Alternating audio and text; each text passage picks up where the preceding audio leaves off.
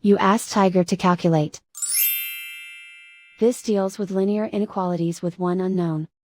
The final result is v greater than -8. Let's solve it step by step. Group all constants on the right side of the inequality. Add 4 to both sides.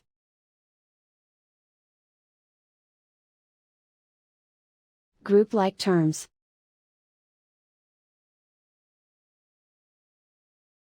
Simplify the arithmetic.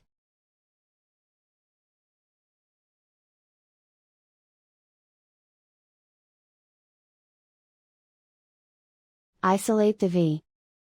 Multiply both sides by 2.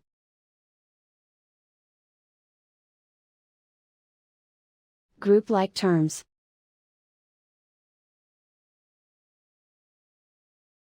Multiply the coefficients.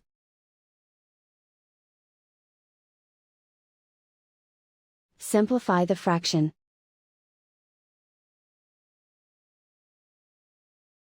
Simplify the arithmetic.